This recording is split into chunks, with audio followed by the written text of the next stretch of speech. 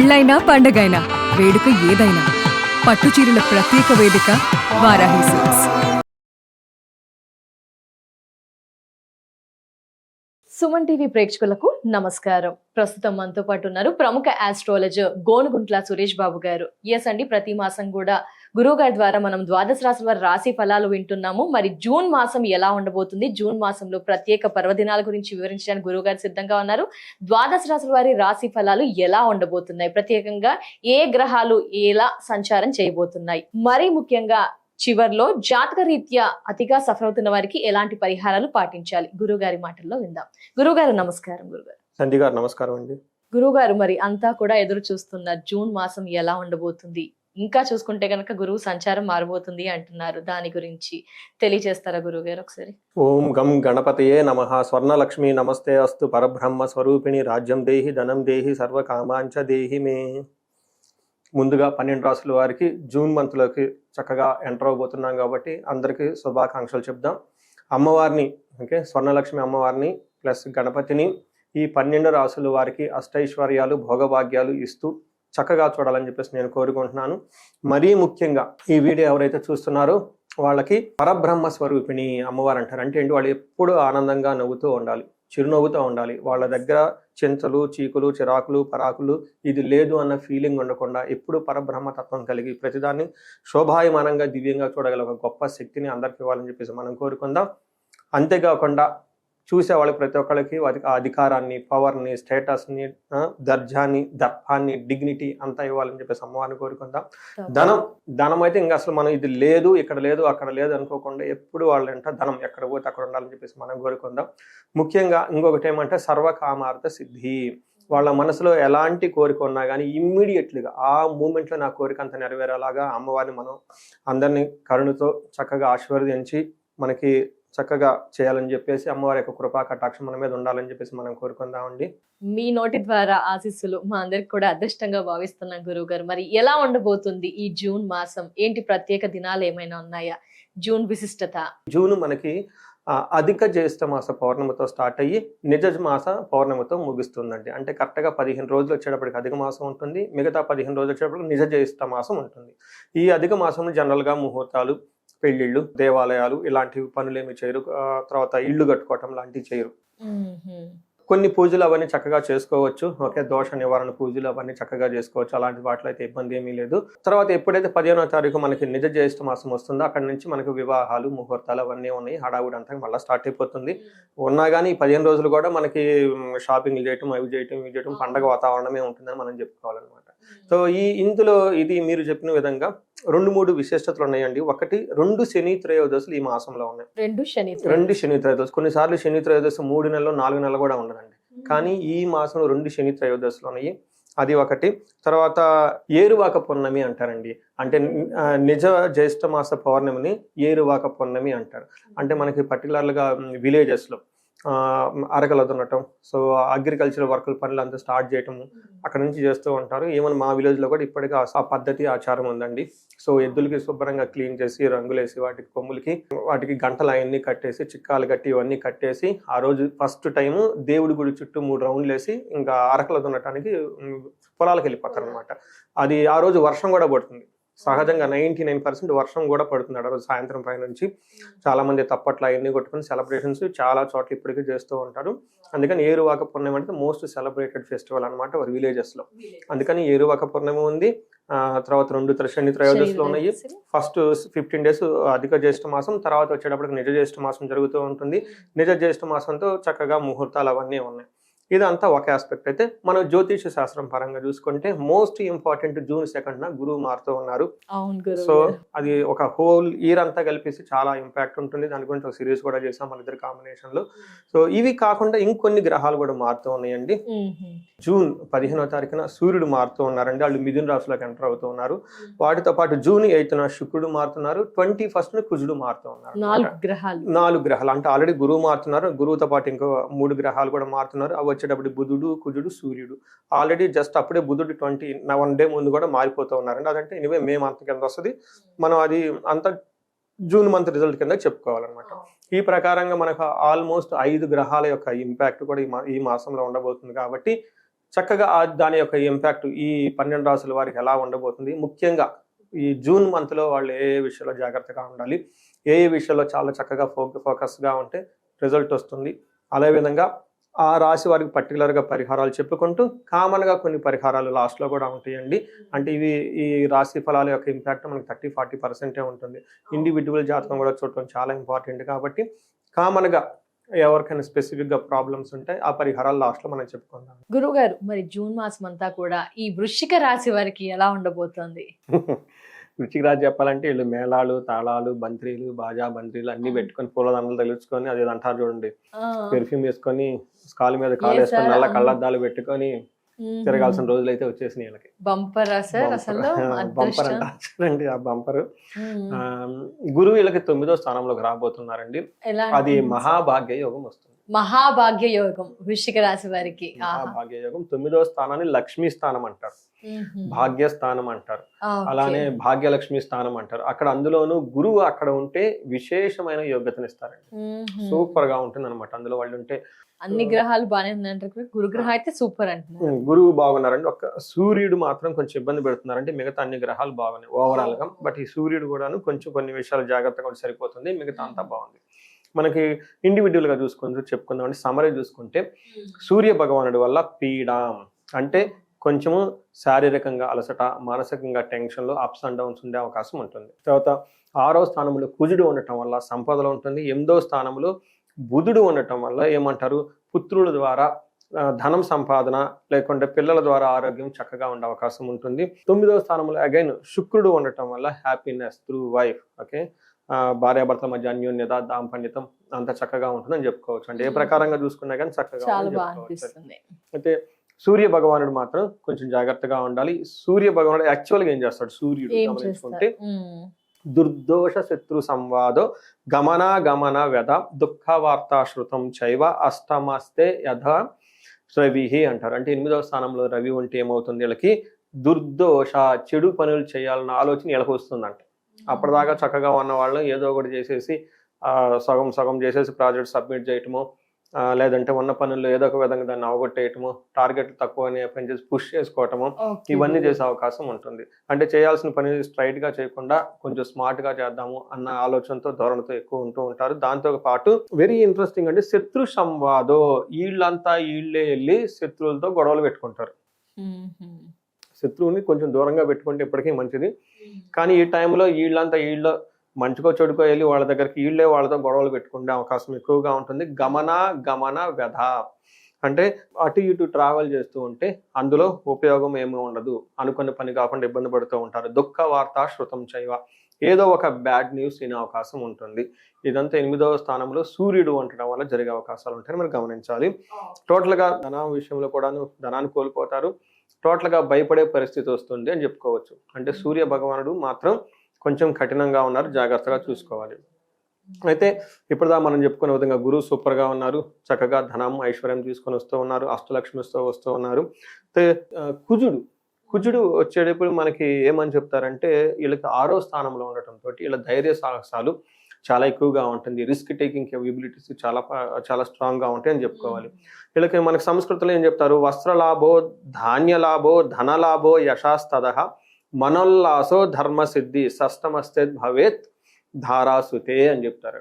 అంటే కుజుడు 6వ స్థానంలో ఉండటం వల్ల వస్త్రాలు కొనుక్కుంటారు, ధాన్యాలు కొనుక్కుంటారు, ధనలాభం ఉంటుంది, యశస్సు కీర్తి ప్రతిష్టలు చక్కగా ఉంటాయి, మనోల్లాస అంటే మనసంతా చాలా హ్యాపీగా ఉంటుంది, ధర్మసిద్ధి మంచి ఉద్దేశంతో ఏదైనా కనుక పని చేస్తే చక్కగా ఆ పని అంతా హ్యాపీగా వీళ్ళకి సిద్ధిస్తుంది, సక్సెస్ అవుతుంది అని చెప్తూ ఉంటారు.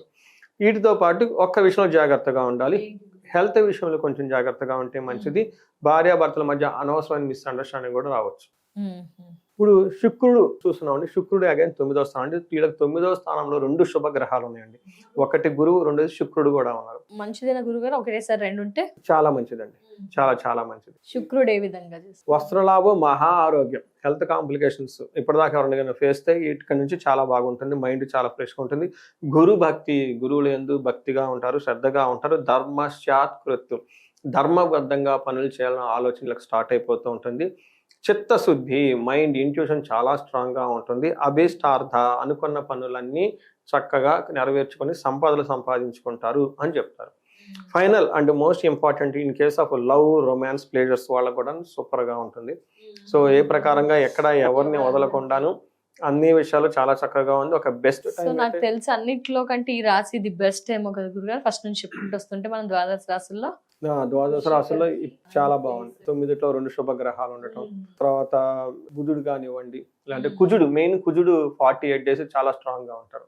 కుజుడు శుక్రుల్లో 6th house లో ఉంటే చాలా స్ట్రాంగ్ గా ఉంటారు. ఆల్మోస్ట్ వీళ్ళకి 45 days to 50 days చాలా స్ట్రాంగ్ గా ఉంటారు. వెరీ గుడ్ పొజిషన్ అనుకోవాలి. ఓవరాల్ గా వృశ్చిక రాశి వారు ఈ పాటికి గంతేసై ఉండాలి. ఓకే, ఇది గ్రహాల పరంగా గురుగారు అంతా. అవునండి. ఓకే, మరి నక్షత్రాలు ఏమంటున్నాయి గురువు గారు? నక్షత్రాలు చుక్కలు చూపిస్తున్నాయి ఏమైనా అవి? వీళ్ళకి చాలా బాగుందండి. ఒక ఫైనాన్షియల్ క్రైసిస్ తప్ప మిగతా అంతా బాగుంది. ఇందులో విశాఖ నక్షత్రం వాళ్ళకి పరవాసము, రాజ్యలాభము, వస్త్రలాభం. అంటే వీళ్ళకి ఖచ్చితంగా ఏదో ఒక ప్రమోషన్ రావటం, ఉన్న జాబులో ఒక బెటర్గా వెళ్ళటము, జాబు లేని వాళ్ళకి ఒక జాబు రావటము, ఒక ఏదో ఒక అధికారము, పవర్, స్టేటస్ అయితే ఖచ్చితంగా వస్తుంది. వస్త్రలాభం, చక్కగా షాపింగ్ చేసి వస్త్రాలు కొనుక్కుంటూ ఉంటారు. వీళ్ళకి ఫైనాన్స్కి సంబంధించిన వ్యవహారాలు జాగ్రత్తగా ఉండాలి. దరిద్రము, ధనహీనత అంటారు. తర్వాత అనురాధ నక్షత్రం వాళ్ళకి పరవాసం, ఫారిన్లో కానీ అవుట్ స్టేషన్ వెళ్ళే అవకాశం ఉంటుంది. వస్త్రలాభం, చక్కగా బట్టలు కొనుక్కుంటారు. ధనహీనత, దరిద్రము, అగైన్ రావాల్సిన ధనం రాకుండా ఫైనాన్షియల్గా ఇబ్బంది పడే అవకాశం ఉంటుంది. జ్యేష్ఠ నక్షత్రం వాళ్ళకి రాజ్యలాభము, అగైన్ వీళ్ళకి ప్రమోషన్స్ వచ్చే అవకాశం ఉంటుంది. చూసారండి, అందుకని మనకి టైంలో ఏ ప్రకారం చూసుకున్నా బాగుంటుంది. అటు రాశుల ప్రకారం చూసుకున్నా బాగుంది, నక్షత్ర ప్రకారం కూడా చూసుకున్నా. అందులో 2 నక్షత్రం వాళ్ళకి అనురాధ, జ్యేష్ఠ నక్షత్రం వాళ్ళకి రాజ్యలాభం చూపిస్తుంది. అథారిటీ, పవర్, స్టేటస్ అంతా వచ్చే అవకాశం ఉంటుంది. ప్రమోషన్స్ చాలా మందికి వచ్చే అవకాశం ఉంటుంది. సో ఓవరాల్గా చూసుకుంటే ఒక తగిన విధంగా ధనం రాకుండా ధనానికి ఇబ్బంది పడే తప్పక మిగతా అన్ని విషయాలు చాలా బాగుందని గమనించాలి. విశాఖ నక్షత్రం వాళ్ళకి, అనురాధ నక్షత్రం వాళ్ళకి గాయాలయ్యే అవకాశం ఎక్కువ ఉంటుంది. అందులోనూ విశాఖ నక్షత్రం వాళ్ళకి ఎక్కువగా కార్యహానితో పాటు గాయాలయ్యే అవకాశం ఉంటుంది. కొంచెం జాగ్రత్తగా, ర్యాష్గా ఉండకుండా స్మూత్గా చూసుకొని వెళ్తే బాగుంటుంది. ఎస్ గురుగారు, చాలా బాగా అనిపిస్తుంది. వీరైతే అన్నిట్లో రాశులు జూన్ మాసంలో వృశ్చిక రాశి వారికి మరి ఏమైనా పరిహారాలు చేయాలా గురుగారు వీరు? వీళ్ళకి 9వ స్థానంలో శుభగ్రహాలు ఉన్నాయండి. అందుకని దేవి ఖడ్గమాల స్తోత్రాన్ని కనుక చదవగలిగితే చాలా బాగుంటుంది. దేవి ఖడ్గమాల స్తోత్రం. సో వీటితో పాటు ఇంకా బాగా ఐశ్వర్యం రావడానికి తులసి చెట్టుని ఎక్కువగా పూజించడం చాలా చాలా important. Very simple and powerful remedy. ఇవి చేసుకుంటూ ఒక సూర్య భగవానుడికి మాత్రం సూర్య నమస్కారాలు, పితృలు లాంటి వాళ్ళకి, ఫాదర్ రిలేటెడ్, ఫాదర్తో సమానంగా ఉన్న వాళ్ళకి నమస్కారం చేసుకుని వాళ్ళ ఆశీర్వాదం తీసుకుంటే చాలా బాగుంటుంది. గోధుమలు తెల్ల ఆవుకి దానం చేసినా చాలా బాగుంటుంది. వీటితో పాటు ఎక్కువగా ఎవరైనా సంధ్యావందనం చేసుకుంటున్నా, అగ్నిహోత్రం చేసుకున్నా బాగా కలిసి వస్తుంది. ఈ సూర్య అష్టకం అని ఉంటుంది. ఎనీథింగ్ అన్ని చేయలేరు, నేను చెప్పిన అంతా అట్లీస్ట్ కొన్నన్నా చేసుకుంటే చాలా బాగుంటుంది. గురువు గారు, రాశుల వారి రాశి వివరాలు అయితే తెలియజేస్తున్నారు. ఏంటంటే ఇది 40 to 50% వరకు మాత్రమే ఇంప్లిమెంట్ అవుతుంది అంటారు. బట్ ఇండివిజువల్ జాతకాలు కూడా చెక్ చేస్తుంటారు. వాళ్ళు చాలా మంది సఫర్ అవుతుంటారు. పెళ్లిళ్ళు కాక, పిల్లలు పుట్టక, ఉద్యోగాలు దొరక్క, సరైన సెటిల్మెంట్ లేక ఇండివిజువల్ గా చెక్ చేయించిన వారికి ఇండివిజువల్ గా ఏమైనా పరిహారాలు ఉంటాయా? అంటే ఇది చేస్తే జాతక రీత్యా సఫర్ అవుతూ ఉంటారు కదా, ఏం పరిహారాలు ఉంటాయి, ఏం చెయ్యొచ్చు వారికి? ఈ నక్షత్రాలు లేదంటే మనం చూసుకున్న ఈ యొక్క రాశుల యొక్క ఫలితాలు జూన్ మంత్వి వాళ్ళ యొక్క గోచార రీత్యాన్ని బట్టి, అంటే ప్రెసెంట్ యొక్క ప్లానెట్స్ మూవ్మెంట్ని బట్టి చెప్పడం జరుగుతుంది. ఇది ఒక 30-40% మాత్రమే ఉంటుంది. అయితే చాలామంది కామెంట్లు మనం చూస్తూ ఉంటాం, ఏమంటే మీరు భయపెడుతూ ఉంటారు అంటే వాళ్ళ ఇండివిజువల్ లైఫ్లో బాగుండొచ్చు. ఎందుకంటే ఇండివిజువల్ జాతకాన్ని బట్టి చూడాలి. అది ఒక 60% ఖచ్చితంగా అయితే ఇంపాక్ట్ ఉంటుంది. అందుకని కొంతమంది మేము బాగుందని చెప్పామనుకోండి, ఏం బాగుంది, అన్ని బాధలే ఉన్నాయి అంటారు. అంటే ఇది ఒక 40%, బట్ వాళ్ళ జన్మ జాతకం కూడా చూసుకోవడం చాలా ఇంపార్టెంట్. సో ఎవరికైనా గనక ఇప్పుడు ఈ ముహూర్తాలు కాకుండా ఇంకా వాళ్ళు బాగా విపరీతమైన బాధలు ఉన్నారు, కన్ఫ్యూజన్లో ఉన్నారు, టెన్షన్లో ఉన్నారు, ఏం చేయాలో అర్థం కావట్లేదు, క్లారిటీ కావాలి అనుకున్న వాళ్ళు ఒక్కసారి ఇండివిజువల్గా జాతకం చూపించుకోవడం చాలా చాలా ఇంపార్టెంట్. ఎందుకంటే మన పెద్దవాళ్ళు ఒక సిస్టమ్ పెట్టారండి, పిల్లవాడు పుట్టిన వెంటనే పరుగును పోయేసి జాతక చక్రం రాపించుకుంటాం. పూర్వకాలంలో అక్కడ లేకపోయినా కానీ పక్కన 2-3 ఊళ్ళో ఎక్కడికో పోయేసి నడుచుకుంటా పోయి తీపించుకుని ఉండేవాళ్ళు అండి, ఈ టైంలో పుట్టారండి అని చెప్పేసి. ఎందుకంటే ఆ జాతక చక్రంలో ఇన్ డీటెయిల్ ఎవ్రీథింగ్ అందులో ఉంటుందండి. సో తల్లిదండ్రులు కొంతకాలం ఉన్న తర్వాత ఉండొచ్చు ఉండకపోవచ్చు, కానీ జాతకంలో మొత్తం ఇంట్లో పెట్టేసి ఉంటారండి. అందుకని ఇట్స్ సో ఇంపార్టెంట్ అనమాట. అందుకని ఇండివిజువల్గా జాతకం చూపించుకోవడం చాలా ముఖ్యం. అందులో ఉన్న యొక్క సమస్య తీవ్రతను బట్టి చక్కగా పరిష్కారాలు చూసుకోవచ్చు. ముఖ్యంగా ఎవరిదైతే ఏజ్ 35 to 40 ఉందో ఆ ఏజ్ వాళ్ళకి ఒక రీసెర్చ్ గ్రూప్ అలాగా తీసుకొని 10 సంవత్సరాల ఎక్స్పీరియన్స్ ఉంటుంది. లైఫ్లో అప్పటిదాకా చాలా చక్కగా ఉంటారు. సడన్గా వాళ్ళు ఎక్కడన్నా మేము జీవితంలో ఎదగలేకపోయాము, ఎక్కడ నిలబడిపోయింది, గ్రోత్ స్టాగ్నేటెడ్ అయిపోయింది అనే ఒక క్రైసిస్ లాగా వాళ్ళ మైండ్లో కనుక వచ్చుంటే ఇమ్మీడియట్గా ఇంకా జాతకం తీసుకోవడం చాలా ఇంపార్టెంట్. మనకేమంటారంటే 40 to 45 ఆర్ 40 +or -2-3 ఇయర్స్లో మిడ్ లైఫ్ క్రైసిస్ అని చెప్పేసి ఒక మెంటల్గా టెన్షన్స్ వస్తుందండి. మనం లాస్ట్ టైం చేసుకున్న డిస్కషన్లో కూడా చాలా మంది నాకు ఈ మిడ్ లైఫ్ క్రైసిస్ అని విన్నామండి, బట్ మీరు డిఫరెంట్గా చెప్పారని చెప్పేసి జాతకం చూపించుకున్నారు. అట్ ది ఏజ్ ఆఫ్ 45 వాళ్ళు రిటైర్మెంట్ గురించి ఆలోచిస్తుంటారు. నేను షాక్ అవుతాను. మూవీ యాక్టర్స్ని చూడండి, మహేష్ బాబు గారిని చూడండి, లేదంటే ప్రభాస్, వాళ్ళ ఏజ్ ఎంత అంటే అవర్ లైఫ్ డిజైన్డ్ 40 తర్వాత గ్రోత్ ఉంటుంది, 40 ముందు ఉండదండి. అది పీరియడ్ ఈజ్ ఎవ్రీబడి అన్సర్టనిటీ. ఇది వాళ్ళ ఇండివిజువల్ జాతకం చూసి మీకు ఈ యోగాలన్నీ ఈ టైంలో వస్తాయి అంటే ఓ అలా అండి అని ఫ్రెష్ ఎనర్జీగా ఫీల్ అయిపోయి ముందుకెళ్ళిపోతూ ఉన్న వాళ్ళు చాలా మంది ఉన్నారు. అయితే వాళ్ళకి చెప్తాను, ఈ 1 year 2 year ఇది మీ లైఫ్లో ఇది అజ్ఞాతవాసం అనుకోండి, be in silent, but there is an active life రాబోతుందని. ఇలా ఒంటరిగా ఉండి బాధపడేదానికంటే ఒకసారి జాతకం చూపించుకోవడం చాలా ఇంపార్టెంట్. ముఖ్యంగా భార్యాభర్తల మధ్య ఏదైనా కనుక గొడవలు వస్తుంటే అన్యోన్య దాంపత్య పాశుపత అభిషేకం. ఎందుకంటే భార్యాభర్తలు చక్కగా ఉంటే పిల్లలు చక్కగా ఉంటారు. హోల్ సంసారం ఎప్పుడైతే చక్కగా ఉంటుందో ఈ యొక్క గృహస్థ ఆశ్రమాన్ని బేస్ చేసుకొని మిగతా ఆశ్రమాలు మొత్తం ఉన్నాయండి. అందుకని ఈ భార్యాభర్తల మధ్య అన్యోన్యత చాలా ఇంపార్టెంట్. అది చదవకుండానే 10 కుటుంబాలు హ్యాపీగా పోతారు ఒక ఫ్యామిలీ కనుక కరెక్ట్గా ఉంటే. అందుకని అలా భార్యాభర్తల మధ్య సఖ్యత గురించి అన్యోన్య దాంపత్య పాశుపత అభిషేకము. ఎవరికైనా కెరియర్లో ఇబ్బందిగా ఉందనుకోండి, మన్యు పాశుపత అభిషేకం. ధనం గురించి ఎప్పుడు ఇబ్బంది పడిపోతూ ఉంటారు, సో స్వర్ణలక్ష్మి విశేష హోమం చేయించుకోవటం. ఇవి కాకుండా ఇంకా వాళ్ళ యొక్క ఇండివిజువల్ జాతకం మనం చూసి చక్కగా ఎలాంటి సమస్య ఉన్నా చక్కటి పరిష్కారం ఉంది. ముందు జాతకం చూపించుకోండి, తీవ్రత చూసుకోండి, తీవ్రతను బట్టి పరిష్కారం చేసుకోవాలి. చాలా మందికి మనం చెప్పుకునే విధంగా 30 to 45 మధ్యలో ఉన్న వాళ్ళకి యోగాలు శాపాలని యాక్టివేట్ అవుతూ ఉంటాయి. ఒకసారి యోగా స్కానింగ్ అంతా చేసేసి ఇచ్చేసాం. అక్కడ నేను ఎలా ఇస్తున్నాను, రేటింగ్ ఇచ్చేస్తాను. ఈ శాపం మీ రేటింగ్, ఈ శాపం ఎంత ఉంది, పరిహారం ఉంటుంది కదా, అలానే ఈ రేటింగ్ లో 60% కంటే తక్కువ ఉంటే వదిలేసేయండి. 60% కంటే ఎక్కువ ఉంటే సీరియస్ గా ఫోకస్ చేయాలి. ఈ పరిష్కారం ఇది దీనికి ఇలా క్లారిటీగా ఒక లిస్ట్ ఇచ్చేస్తే వాళ్ళకి అర్థం అవుతుంది, ఓకే ఇదా అని. పరిహారాలు చిన్నవే, ఎందుకంటే మనం పెట్టే పెద్ద ఖర్చులకి ఈ పూజలు మనం అవి చాలా తక్కువ అనమాట. ఆ తర్వాత ఫీడ్బ్యాక్ కూడా నాకు వచ్చే ఫీడ్బ్యాక్ చాలా ఆప్టిమిజంగా ఉంది. అందుకని ఈ మెసేజ్ నేను చాలా క్లియర్గా తీసుకుని వెళ్తున్నాను. In case me age 35 to 45 మధ్యలో ఉండి కెరియర్లో అప్పటిదాకా ప్రోగ్రెస్ చాలా చక్కగా ఉండి స్టాగ్నేటెడ్ అయ్యారు, ఆగిపోయారు అనుకునే విధంగా కొంచెం ఇబ్బందులు పడుతూ ఉంటే ఇమ్మీడియట్గా జాతక చక్రం చూపించుకోండి.